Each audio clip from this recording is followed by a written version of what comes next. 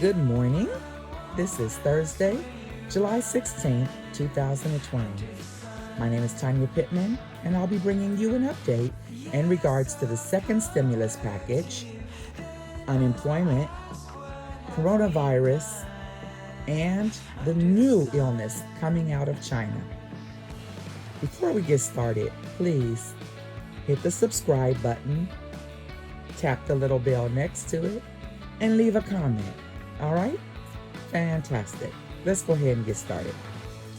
Okay, folks, let's talk unemployment. It looks like there is going to be another round of the extended benefits that were $600 or currently are $600 a week. Now, here we go with the bartering again. I just talked about bartering with the stimulus package. There are those who would like to see the unemployment dropped down, the extended amount. There's between $200 and $400 a week instead of $600 a week. Then there's those who want the amount to be, they want you to receive 100% of your income. That's it, that's all. Remember, it's been said over and over again that people are making more money on unemployment than they were when they were working. And this has been an issue. Is it likely that the House of Representatives will fight that? I don't know. That's a difficult one. If they can get the period of time that unemployment, that this benefit lasts, if they can get what they want on that, it's very likely that they will agree to that 100%. Okay? That or the lower amount than $600 a week. There have been Democrats who have voiced their opinion in that people are making more money to stay home than they are when they go to work. So you can expect, and I expect, folks, that that's going to drop to the 100%, or like I said, instead of being $600, somewhere between $200 and $400 a week on top of your regular unemployment. All right. Again, they go back in on Monday. Everybody's gunning to go. Nancy Pelosi already said that when it's time for them to go out on vacation, if this hasn't been settled, she's already told and put the House of Representatives on alert. We will be here working. Okay? This is awesome. Whether you like Nancy Pelosi or not, one thing about Nancy is she's all business, and she's all about making the American people and their priorities above vacations and time off. Even when Senate's been out this entire time, Nancy Pelosi's been available for the press and everybody else to talk to get things done. And apparently Mitch McConnell has been busy this period of time that he's been off work. He's been working with the Secretary of Treasury, Mnuchin. Okay, so apparently, although they were off and they weren't in Senate and they weren't in the House, bottom line is they've been putting time in to get ready to go in and fight for what they think is right to make it happen for the American people. Okay, so let's get ready to rumble.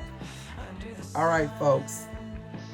The next topic, you got it. COVID-19, and we're also going to talk about this new virus that is coming out of China now. Okay, folks, before I cover COVID-19, I did want to tell you that according to Lori Levy from the Unemployment Office, or EDD, she's the spokesperson. She says that there are 2 questions that are often answered in a way that you will not get unemployment. She was asked what's happening that there's so many cases of people who haven't gotten unemployment yet. And she said there's 2 questions that normally cause a problem. The first question, when were you too sick to work during this time period? If you say yes, you will be disqualified, okay? Also, the next question is, were you available to work, okay? If you say no, you will be disqualified, okay? You have to be available to work in order to get unemployment, as far as you being physically able to go out and work. And you have to. You cannot be sick, too sick to go to work, okay? Because that would then push you into a different direction.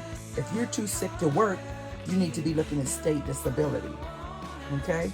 All right, folks. I just wanted to tell you that before we moved on to coronavirus. Okay, well, we heard already that San Diego and Los Angeles County both said that they were going to do online school only for their next school year, okay? Since then, Wednesday, there was a report of 67,300 new infections across the United States. That's according to the New York Times database, all right? 67,300 new infections across the United States. With that, now more states are joining the bandwagon, more major school districts joining the bandwagon, saying we're going to have children do online school, okay? So there you have it. What else is going on with coronavirus? More cities and counties are beginning to go backwards, or as Governor Newsom would say, dim the lights. Okay, so you can go online to get updates in regards to your own county. I know my county here, Contra Costa County, we have gone backwards and undone all of our progress. So, also Governor Newsom is saying this: we're going to keep doing this until we get, once 80% of our population has been exposed to the coronavirus and built up herd immunity, then we will open all the way back up, okay? But until then, we're gonna dim the lights when necessary, and then we'll be able to turn them back up for a while, and we're gonna have to dim them again. So that's it, folks. That's where we are in a nutshell. Everything is about herd immunity. For the governor to come out and finally say that this is what we're going towards, is 80% herd immunity. That means that we already know there is no controlling coronavirus. We don't have a vaccine. It normally takes 1.5 to 2 years to create an effective vaccine. On top of the fact that you hear the president saying that we'll have it in 6 months, we'll have it in a year. By this time, listen, we already have enough concerns about the vaccines that our children were given and we were given, and what you're trying to give our babies now. The last thing we want is for the United States to start rushing vaccines, and they be vaccines that do more harm than good. I just saw a report today. A gentleman came online and talked about the polio vaccine. The truth about the polio vaccine, how the name of the illness was changed twice.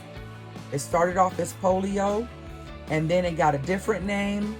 And here's the reason. The polio shot is what gave people polio. The polio shot is what gave people polio. Okay? So the muscle spasms and all the problems around the muscular skeletal system, it was all behind that polio vaccine. All right? So we don't want that. We want the United States, and we want our pharmacists, we want to take their time with medications creating something that's effective and works. And we darn sure want these doctors or researchers, lab research people, we want them to come up with something that's going to be effective and not cause more harm than good. All right? So that's where we are with coronavirus, folks. Okay, so here we go. According to CNBC, make sure I quoted them right. Yep. The World Health Organization, and I'm going to remind you that we're no longer a part of the World Health Organization, but they are warning that there is a new strain of flu found in China that has the potential to become a pandemic. The new strain is descended from the type of flu that emerged in 2009, known as swine flu, that caused the first global flu pandemic in 40 years. Scientists from several China universities and China's Center for Disease Control and Prevention said the new strain of flu, which they are calling G4EA-H1N1, is a variation of swine flu and includes the G4 gene type or genotype that has become predominant in swine populations since 2016. So, well, if I didn't get your attention and you didn't clench your hands and say, oh my God, to this new flu that's going around, or in China that is, and headed our way, and if I didn't get your attention with the numbers for coronavirus, I think I'll get your attention with this. According to ABC News and CBS News, there was a squirrel that was that tested positive for bubonic plague. That's right, bubonic plague. Okay? According to ABC News, the public health officials announced the squirrel in Colorado tested positive for the bubonic plague in the town of Morrison, Colorado, which is in Jefferson County. That's just west of Denver. The plague is an infectious disease caused by the bacteria Yersinia pestis and can be contracted by humans and household animals if proper precautions are not taken. Okay? So, again, I'll be getting more information about this as information comes out.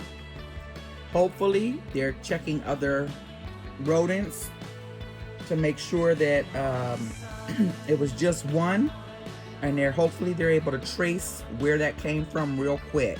Okay. All right, symptoms of the plague can include sudden onset of high fever, chills, headache, nausea, and extreme pain, and swelling of the lymph nodes. Okay, that normally occurs within 2 to 7 days after exposure. The plague can be effectively treated with antibiotics if it's diagnosed early. All right, oh, you guys, we got a lot to watch out for. I'll keep checking to see what's going on with that and get information back to you as I get it. All right, guys, please remember, hit that subscribe button down below and the bell when it comes up. After you've hit subscribe, it'll come up and say subscribed, and it'll have a little bell. Please hit that bell, okay?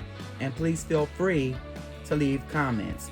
Now, when you hit the bell, the reason I'm asking you to hit that bell is because that bell tells YouTube what type of information you like to receive.